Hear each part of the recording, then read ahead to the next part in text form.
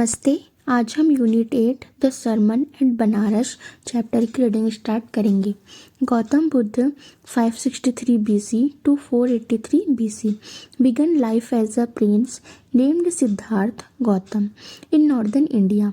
At 12, he was sent away for schooling in the Hindu sacred scriptures, and 4 years later he returned home to marry a princess. Gautam Buddha 563 ईसा पूर्व से 483 ईसा पूर्व का जन्म उत्तरी भारत में राजकुमार सिद्धार्थ गौतम के रूप में हुआ था। 12 साल की उम्र में उन्हें हिंदू धर्म ग्रंथों की शिक्षा के लिए भेजा गया और 4 साल बाद वे एक राजकुमारी से शादी करने के लिए घर लौटे।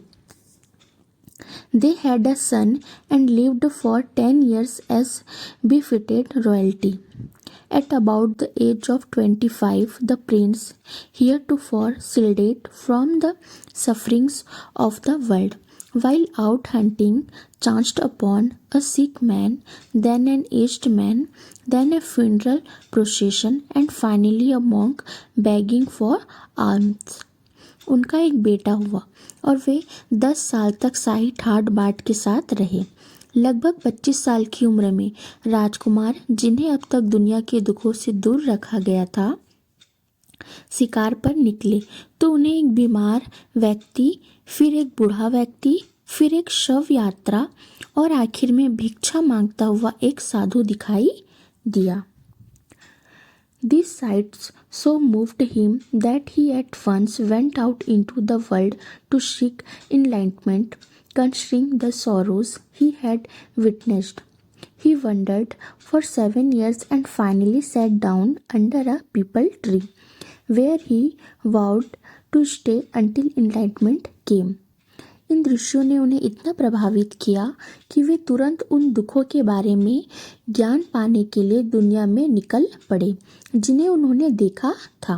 वे 7 साल तक भटकते रहे और आखिर में एक पीपल के पेड़ के नीचे बैठ गए, जहां उन्होंने ज्ञान प्राप्त होने तक वहीं रहने का संकल्प लिया। Enlightened after 7 days, he renamed the tree the Bodhi tree of wisdom, and began to teach and to share his new understandings. At that point, he became known as the Buddha, the awakened or the enlightened.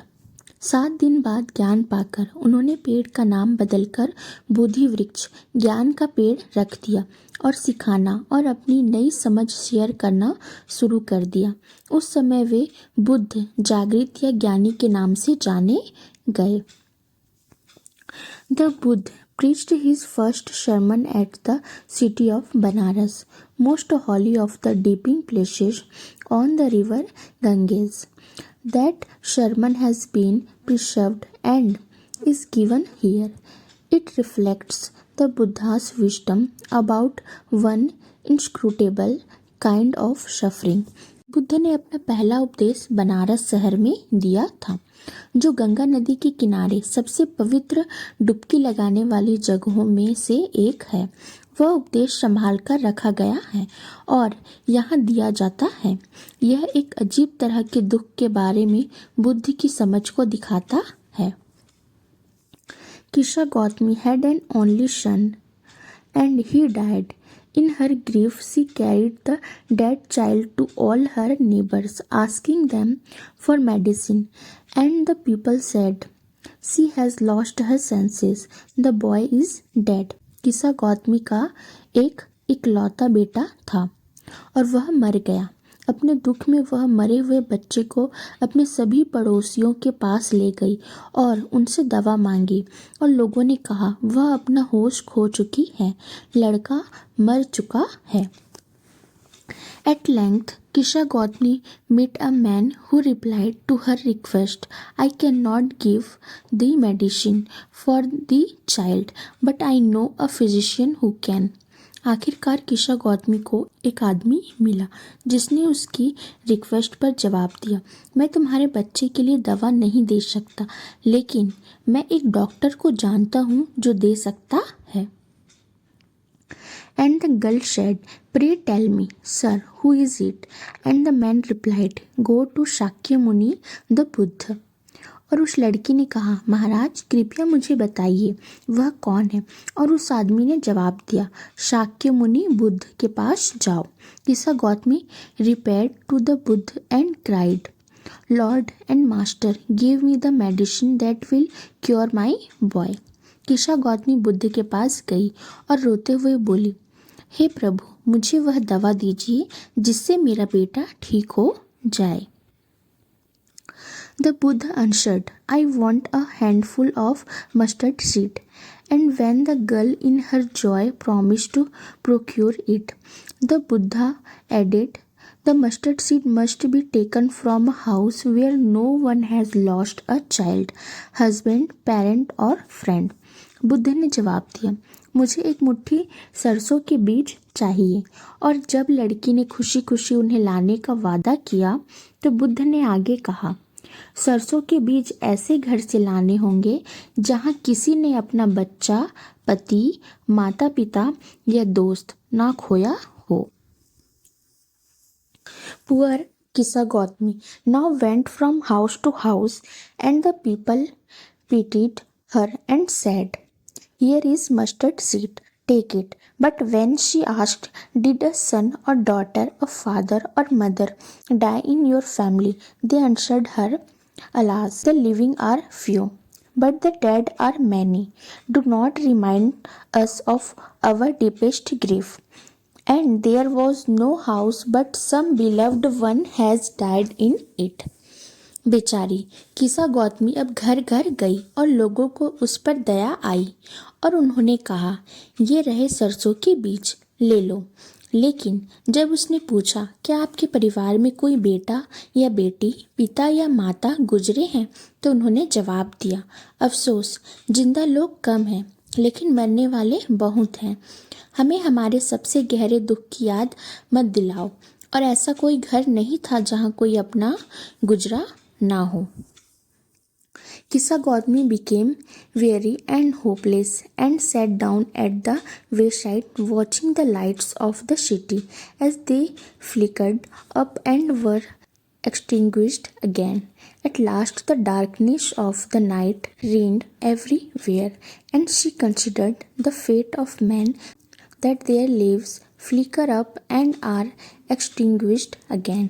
Kisha Gautami थक गई और निराश हो गई और सड़क के किनारे बैठकर शहर की लाइटों को देखने लगी जो टिमटिमाती और फिर बुझ जाती थी। आखिर में रात का अंधेरा हर जगह छा गया और उसने इंसानों की किस्मत के बारे में सोचा कि उनकी ज़िंदगी टिमटिमाती और फिर बुझ जाती है। And she thought to herself, "How selfish am I in my grief. Death is common to all, yet in this valley of desolation there is a path that leads him to immortality who has surrendered all selfishness."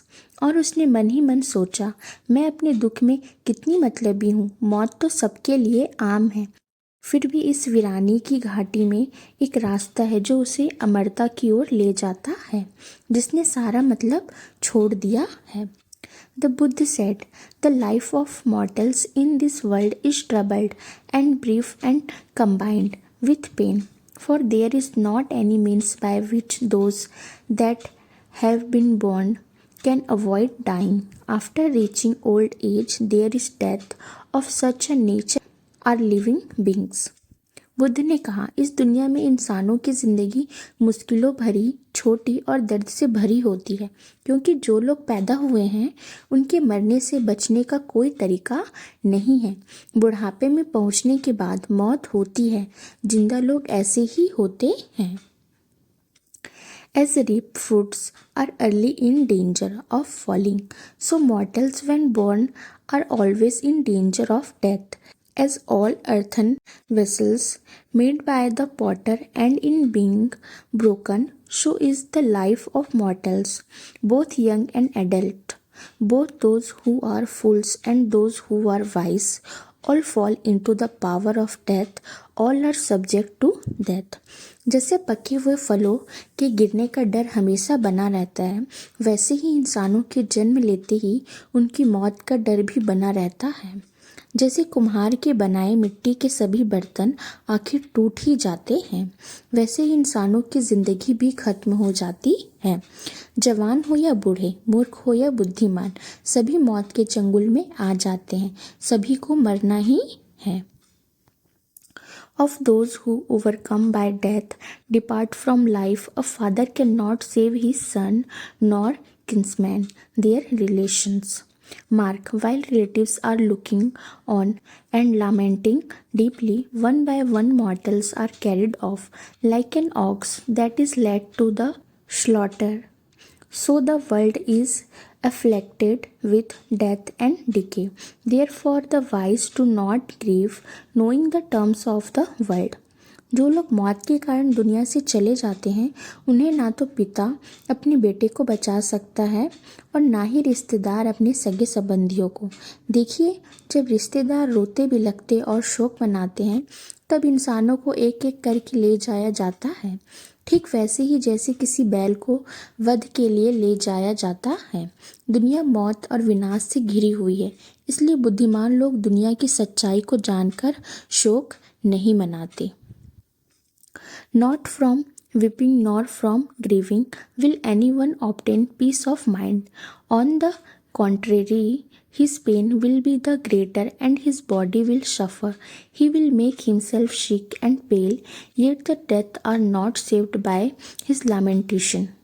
रोने या शोक मनाने से किसी को मन की शांति नहीं मिलती, बल्कि इससे उसका दर्द और बढ़ जाता है और शरीर को कष्ट होता है।